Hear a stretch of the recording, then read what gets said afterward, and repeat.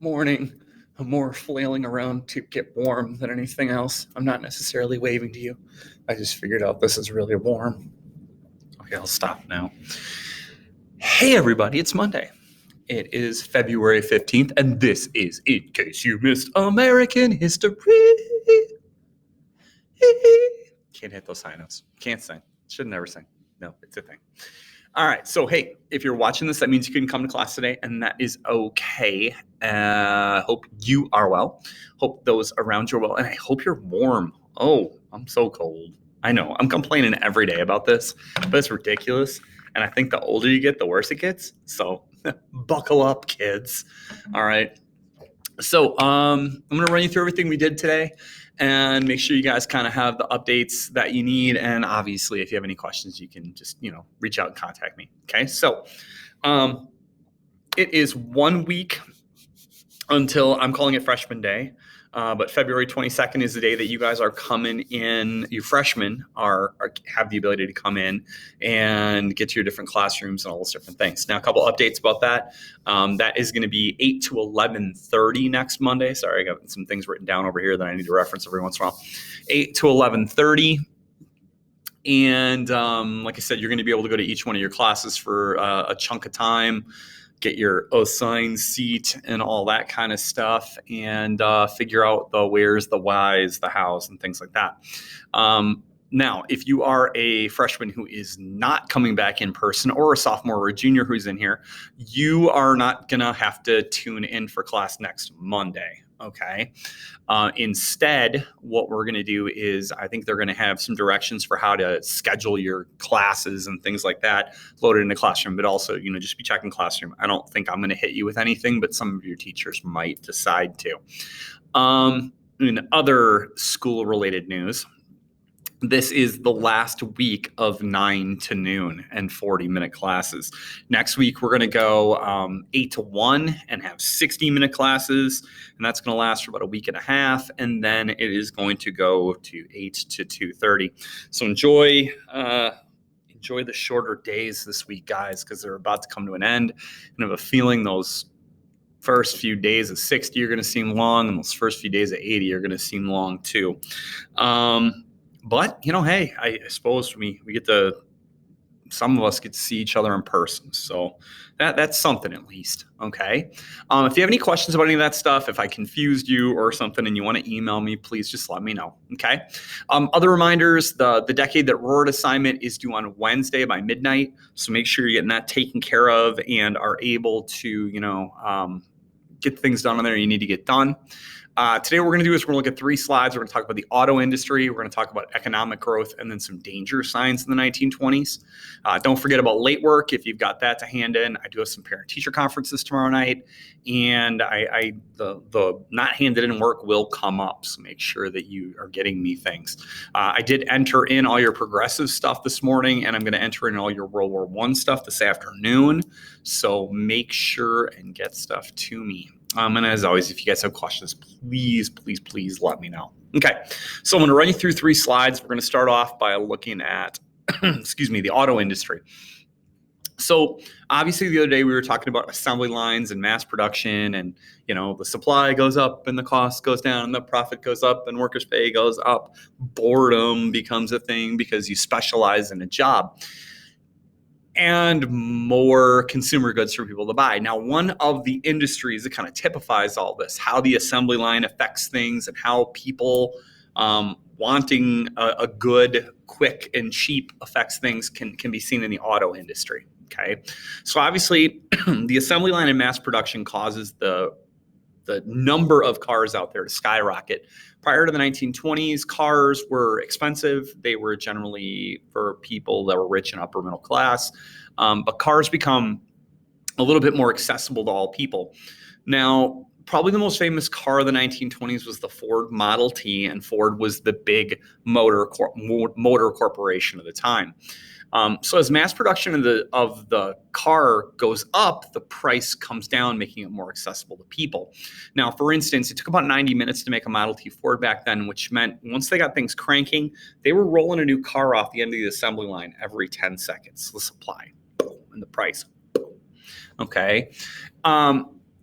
So obviously the profits for Ford and companies like it go up and the costs come down. 1908, the average car cost about $850. By 1925, that cost comes down to $290. And so cars become more accessible to more people.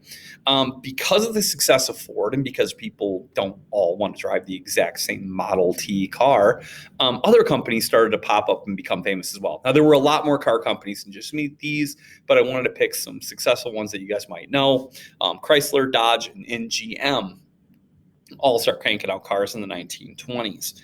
The car becomes so popular, too, that it causes other industries to be successful or to start up.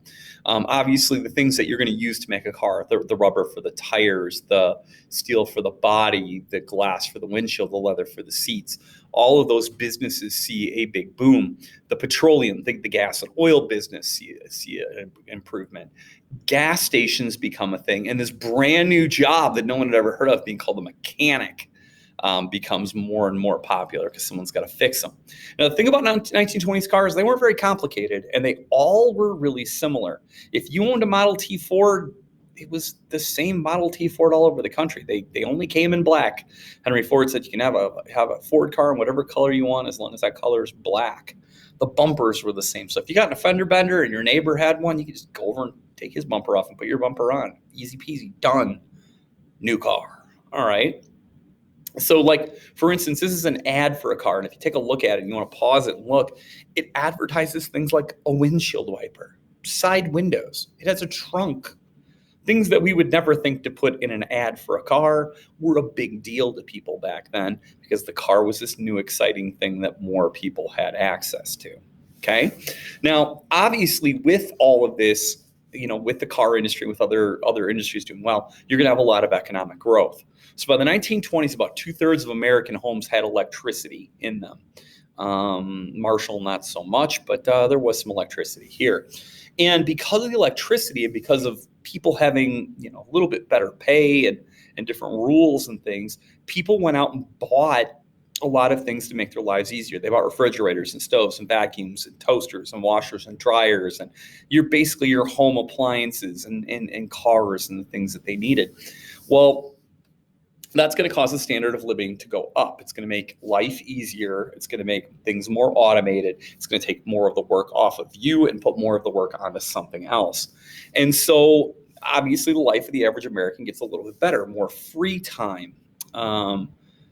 Standardization happens. Now, what I mean by that is standardization is when something's the same kind of no matter where you go. Like you can get the same Big Mac at any McDonald's in the country, pretty much. But now you can get the same refrigerator in Washington as you can in Wisconsin, as you can in Florida, as you can in Arizona. And that didn't used to be the case. Businesses were local and their products stayed in that area for the most part. Industries also come up with new ways to make money. And one way is to make their items out of cheaper materials. So like aluminum cans instead of tin cans, synthetic fabrics instead of cotton, watch gears start getting made out of plastic instead of like metal parts. And so that's going to save them money. Corporations also figure out that they can sell stock, sell partial ownership of the company, and use those investments to build bigger factories, more machines, buy up land, things along those lines. And they also use their profits to buy up smaller businesses, eliminate your competition, or buy up your competition and have a merger where the businesses come together. You get their factory, you get their goods, their services when you merge. Businesses also wanted people to buy their products more so than others. Now, back in the old days, if you wanted chicken noodle soup, you went to the general store, and if Mrs. Seep made chicken noodle soup that week, you could buy chicken noodle soup. If she made tomato soup that week, that was what you got. If you didn't like carrots in chicken noodle soup and she put carrots, suck it up, baby, that's what you got. But in the 1920s, when brands go national and stuff starts getting mass produced, you have Campbell's soup. Red and white can. Stir up the Campbell's soup is good food. Good. Commercials on the radio. And so advertising becomes a big thing. Product names become important. Jell-O, Jello. Or the 1970s, watch it wiggle, see it jiggle. That was Jell-O had a song. Can you believe that? Slinky. What walks downstairs, a loner in pairs, and makes us think. You know what I mean? They have ads. They have things we recognize, cans that we know, color schemes that we know. And that becomes a big thing in the 1920s because you want people to know that's the Campbell soup. That's what you're used to. Add this, do that, throw it in the pan. Boom, you're done. You know what you're getting. Okay. And businesses also encourage something called the installment plan, where if you didn't have enough money to buy the whole thing, you could pay a little bit now and pay a little bit as you go. Not a credit card. They didn't have credit cards. You would actually go into the store and go, I'd like that refrigerator. And they go, that's $100. And you go, oh, I only have 10. You'd pay them 10, take the refrigerator home. And a lot of stores, every month you would mail in a payment or you would walk into the store and you would make your payment. And if you didn't make your payment on time, they came and took the refrigerator back. Okay, a lot different than the credit card, but the same type of concept. Now, the installment plan will work well as long as you have a job and you have money coming in and you don't charge, let's call it charge, more than you can afford to pay off. Okay, all right, so this is all great, but we're also setting up for the Great Depression. So we got to have something go wrong. And so there were danger signs, things that some people just ignored. And the first thing is that when something new comes along, it usually replaces something else. And that something else either goes away or it gets diminished. So you take, like, for instance, the oil business started to cut into the coal business. There was a need for less coal miners. So some coal miners lost their jobs. They couldn't pay their installment plan. When more car companies come along, that's going to cut into Ford's profit. Ford doesn't need as many workers, so those people can't pay off their installment plans. Okay, farmers also had a tough time in the 1920s. During World War I, they were feeding the Allies. Couldn't farm in a French field because French fields are getting blown up. So hey, we'll make your corn, we'll make your wheat, we'll make your veggies. We need more land. Oh, let's go get a loan, buy more land. We need more tractors. Let's get a loan, we'll buy more tractors. And we're cranking out all this food and we're making profit. Then the war ends and the French farmer can go back to farming and the Russian farmer can go back to farming and the British farmer can go back to farming. And now they don't need our food as much. So our crop prices fall and we can't pay off the loan for the land and we can't pay off the loan for the tractor and we can barely survive. And so by 1929, there were way less farmers and the average farmer was only making about $273 a year compared to $1,349 for a factory worker in the 1920s. What would you do? Factory workers got paid well, but they were still making less than $1,500 a year, which is keeping them below a poverty line. They're having to use that installment plan. They're having to live in tenements, the beaten down apartments we talked about first semester, seconds, whatever it was. Okay. And the wealth gap gets larger. The rich get rich, the poor get poorer. And as the gap widens, it becomes harder and harder for the poor to get by. A middle class emerges of people that do a little bit better, that can afford to do things on the installment plan. And they look at the rich and they go, what do they have that I don't have? Oh, they have stock. And so they blindly go in and start investing in businesses, not necessarily even understanding what's going on. They start going to the store to get all the cool things and they do the buy now, pay later.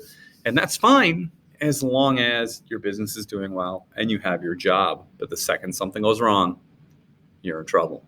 Okay. All right. Now that's it for today. So if you've got more time dedicated to American history, work on that Decade That Roared assignment. Go ahead and get that done for me and get that submitted by Wednesday. If you owe me any late work, please make sure and get that in. And if you have any questions about coming back to school, let me know, my friends. Take it easy. Bye-bye.